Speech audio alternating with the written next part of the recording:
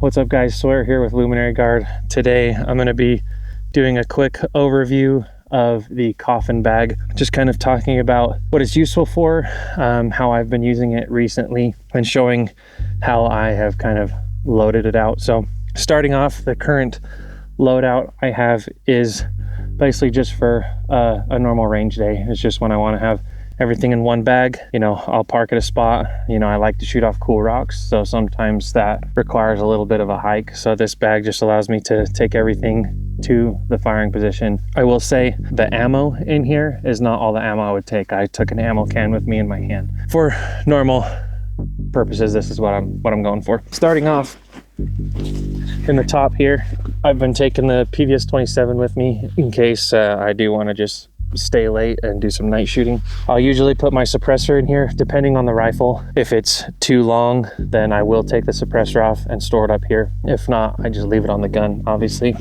And then I have some just data management. This is an arm board. So that is the top bag, or the top pocket. On the front pocket, for this last range day, in the actual flap itself, there's a large pocket. I have my bino set up, so I've got an extra mag, Kestrel, binos in here. So that's all that I've been putting in that large pocket there. In the front here, I've been packing my tools, a spotting scope, my shooting bag, and my tripod. So this front pocket, this main compartment, can be configured a lot of different ways. I found it really useful for obviously a tripod. There are two pockets. I'll lift it up and show. So there are two large, long pockets that can hold tripods very easily. And in the middle, there are these tie downs that will also hold a tripod, a spotting scope, or I've found that it holds a small short carbine very well. I usually pack my MCX 300 Blackout in there. It fits in there perfect, ties it down super secure. This pocket, I think, would be really good for, you know, those either agency guys and SWAT guys. Obviously you want to transport your kit discreetly, but you're able to take a primary system in the big back pocket that I will show here in a second, and, you know, tripod, observation gear, and a, you know, carbine, short, PDW, whatever other weapon system you want to carry in the center of the front pocket. So in the main compartment in the back, this is where I keep the main rifle. So I currently got the broadsword in here. So it has a few different ways that you can configure this. Right here, I'll open it up a little bit. There is kind of a muzzle pocket, and that is Velcroed, so you can be muzzle up or muzzle down.